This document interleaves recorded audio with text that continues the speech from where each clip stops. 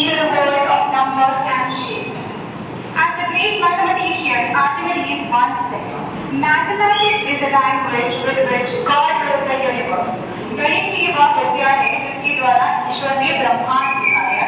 Today we will explore the magic of math and its impact on our world. Let's ignite the spark of math enthusiasm with our lightning ceremony and seek the blessings of Saraswati Mata, the goddess of knowledge, to inspire our young minds.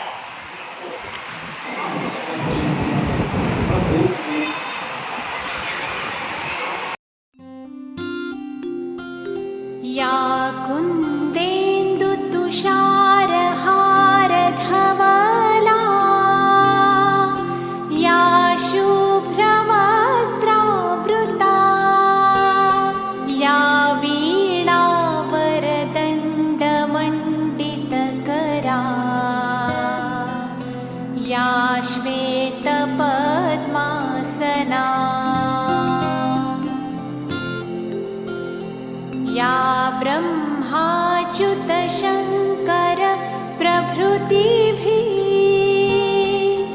देवैः सदा वन्दिता सा मां पातु Saraswati Bhagwati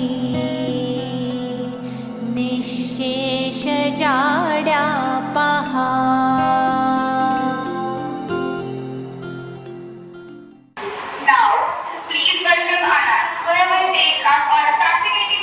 Through Euclid's geometry, get ready to explore the fundamentals of points, lines, and planes. Good morning, respected principal sir and all teachers present here. I am Anand Dubey from class 9B and today I am going to present a topic, Euclid's geometry. So, geometry is being used in our daily life, from building a house or a bridge to launching a rocket into space. But geometry is not new.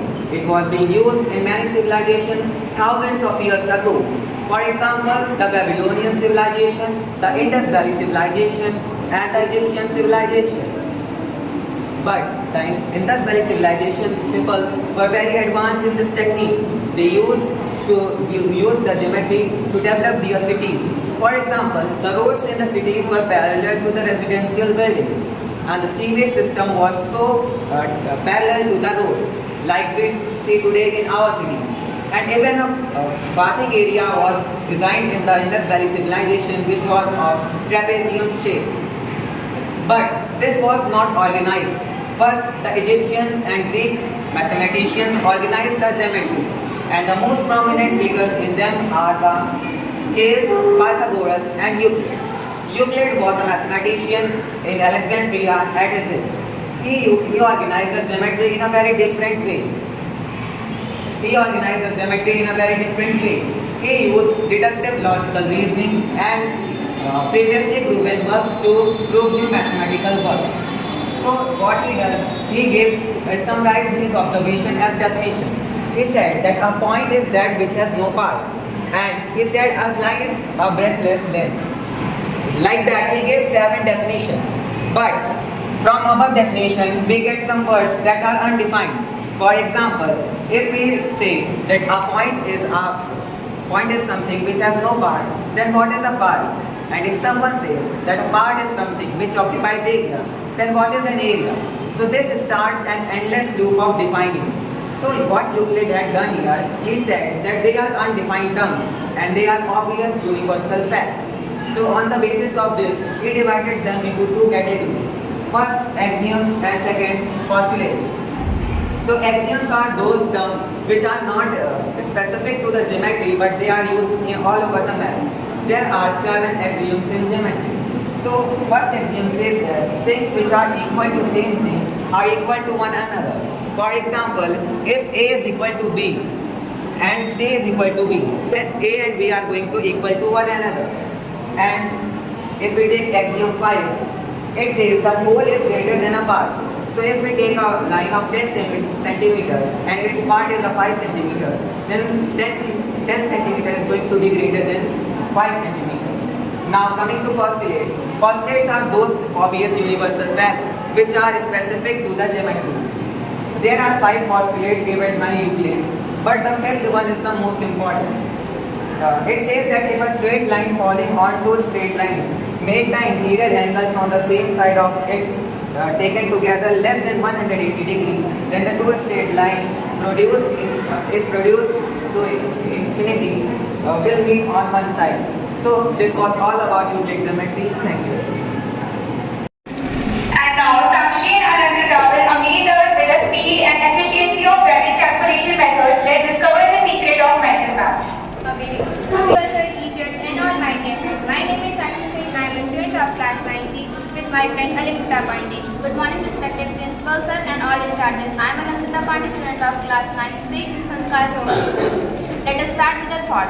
I only had heard about Vedic maths. I know it is very fast and easy, but it is entirely different since I experienced it. It's much easier, simpler, faster, more interesting, more exciting and full of fun.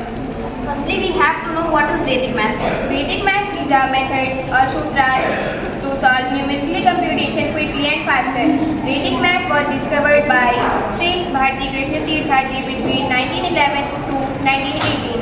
It consists 16 formulas and 13 sub-formulas which can be applied for solving numericals and problems in arithmetic, geometry, algebra and so on. A question arises in our mind why it is called Vedic maths.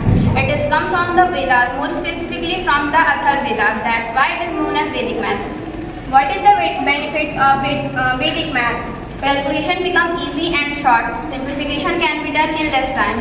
Students undergo less mental stress. Vedic maths can help to solve hard problems with mental calculation. Let us see with an example.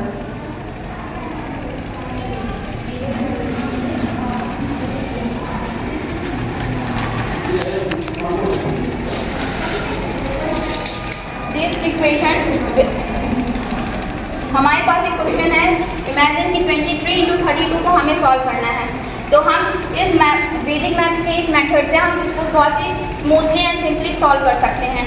जैसे कि हमें पहले digit है 23, 23 की पहले digit है 2, इसलिए हम 2 लाइन्स ड्रॉ करेंगे. एंड देन सेकेंड डिजिट है 3, देन हम 3 लाइन्स ड्रॉ करेंगे उसके थोड़े से गैप पे.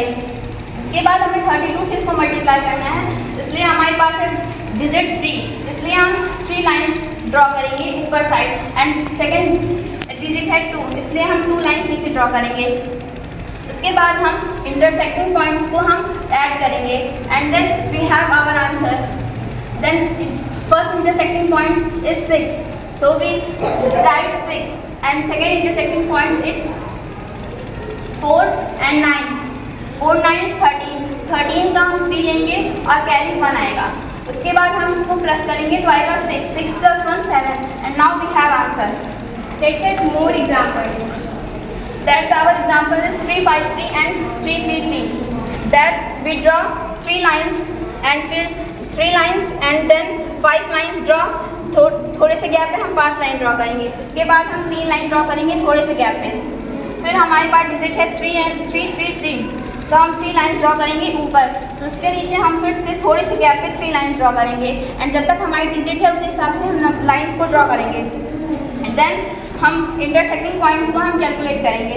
देन हमारे पहले इंटरसेक्टिंग पॉइंट्स हैं 9, तो हम लिखेंगे 9 एंड सेकेंड हमारी है 24 है, तो हम 24 का 4 लिखेंगे और हमारे पास कैरी आएगी 2.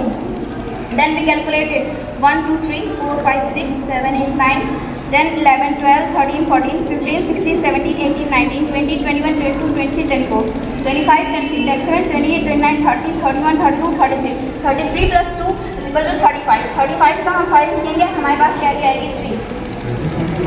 Then we calculate it 1 2 3 4 5 6 7 8 9, then 11 12 13 14 15 16 17 18 19 20 21 22 23 24 25 24